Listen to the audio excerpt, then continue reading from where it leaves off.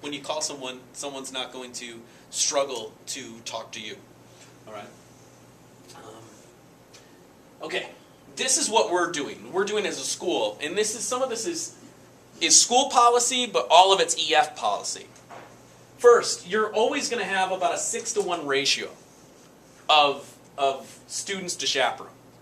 So right now, all right, we have an awesome ratio. 1 kid signed up, and I'm on there. So there's a 1-to-1. So Miss Scalucci, your daughter will be fine. All right, Katie signed up because Katie went on the Italy trip, and she's already been through this whole process. So we were very clear with that it would be fine for her to go. Our rules are basic. We follow the school rules. All right, there'll be no language issues. All right, we don't want your child representing us by running down the hall and yelling obscenities. Okay, there'll be no tobacco use. All right, there'll be no, and you see it up there, alcohol. It's a dry trip. It's dry for them. It's dry for us. Okay, we went to Italy. There were lots of opportunities as we sat down to dinner. Waiters would come over and say, "Do you want the kids to try the wine?" I'm like, "No, please don't." "Oh, we just wanted to ask." We were in a hotel. I don't know if you remember this hotel. We were in this hotel, great hotel, wonderful situation. But there was another tour company, or another tour group there, not from EF, from another tour company. Won't name names, Explorica. And the tour, the guys, or the chaperones, they were all down in the little cafe area, drinking, having a great time. "Hey, how you guys doing?" We're like, okay, this is great. I just don't want to be here right now. You guys, it's nice to meet you. See ya. Their kids are running in and out and whatever. And I was like, no, that's not safe enough. Well, one, it's not safe enough for me. I know it's not safe enough for you, and it shouldn't be safe enough for you. They have a zero tolerance policy. We have a zero tolerance policy. We'll send your kid home. All right? Again, I've done, how many? 7 tours? 1 kid has broken this policy in tours I've been a part of and I've ran. Okay? And we sent that kid home. Okay? And that was Sicily, 03. Okay? So understand that is going to happen.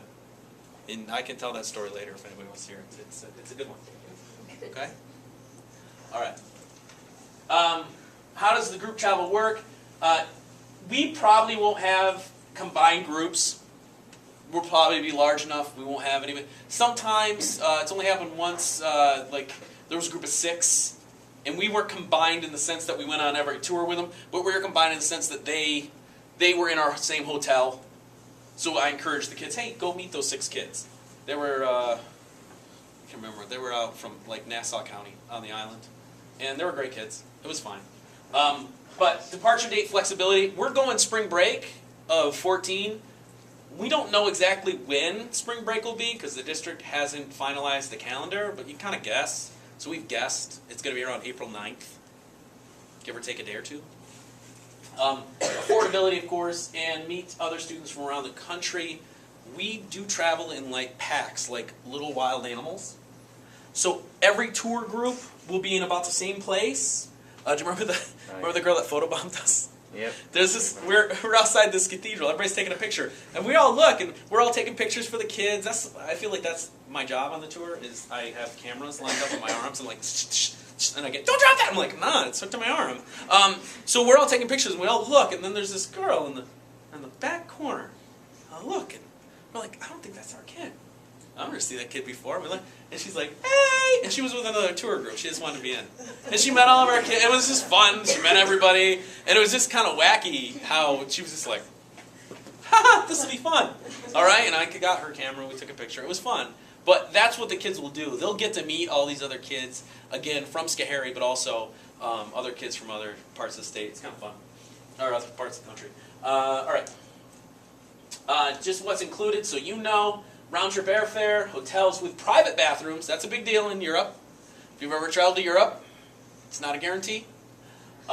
Comfortable motor coach. We travel these beautiful deluxe, by European standards, they're huge, but they are still as large as we have here. buses from place to place, a lot of times, a lot of sleeping happens on the bus because we are going from 7:30 in the morning, often through the day. Your kid will come home exhausted. In fact, we'll talk about fitness before we go. Because you have to have a level of fitness. Otherwise, you don't keep up. All right? And I'm not talking fitness like you have to be, you have to do wind sprints. But you have to be motivated to go. And if you're in Europe and you turn to one of us as chaperones and go, oh, I just want to stay. I don't want to. Okay, I'm not kidding. I will grab you. And sorry, parents, if you can give me permission now. And we'll drag you and we'll prop you onto the bus. And by the time we get to where we're going, you have to get off the bus. Okay? So understand that there has to be a degree of fitness. Comfortable breakfast and dinner daily. The breakfast, they're European breakfasts. Europeans don't eat a lot for breakfast. All right? Maybe like a bagel and some fruit and something. Croissants. Yeah, croissants. It won't be like bacon, eggs, I don't know, big stack of pancakes or something. It won't be that. EF tour director again. I think we're going to have Simona Calaveri. She's traveled with us to Italy. She's actually traveled with me 5 times. She's fantastic. She wakes up the kids by doing this. Wakey, wakey, hey everyone. And her voice will put you to sleep. And she knows that. So she starts talking to us as soon as we get on the bus. And before you know it, you start hearing snoring start to happen. And it's fantastic. She puts me to sleep. It was great. It's fantastic. She'll be talking to me, and then she'll nudge me, and I go, "Oh, I'm sorry, Simona, put me to sleep again." I always say, "Simona, leave me a nap time story." It's fantastic. Local guides. Last time we went to Italy, first time it's ever happened. 2 local guides took me aside, took Simona aside, and said, "You have the best group. This is the best group we've seen." I mean, that's awesome because you're engaged, you're asking questions. That's what the local guides want because they want it to be a learning experience for you. Entrance fees to all attractions. Your kid doesn't have to worry about whether or not they're going to need money to go into the Louvre to see the Mona Lisa, which is like the size of an 8x10, but everybody wants to see it and stare at it, see if her eyes follow you. They do. It's creepy. And then, of course, all-inclusive insurance, if that's what you decide to use. What you're responsible for, this is kind of EF's guidelines. Spending money for optional excursions. All the optional excursions we're going to take are included in the price. We're going to go to Versailles. You can't go to Paris without taking it's like a 25-minute bus ride out to Versailles, which is the most fantastic house kids or anybody really can ever see. But about $45 to $65 a day for lunch, for free time. Have I seen kids spend less? Oh yeah. I saw a kid a couple years ago. Mom and Dad gave him $100 a day. He spent $20 and pocketed $80. He's like, just don't tell him. All right? And so, whatever. And plus, tips for your tour director, bus driver, and local guides, about $10 a day. We're actually going to be hopefully taking care of that through some fundraising, which will just absorb that. We're going to do a handful of fundraisers. We'll talk about it here at the end. Passport and visa fees. If your kid's going to get a passport, I think they're good for like 10 years now. So it's a great investment. You need it to go to Canada. I mean, it's Canada. It's like America's hat. But you still need a passport to go there. All right?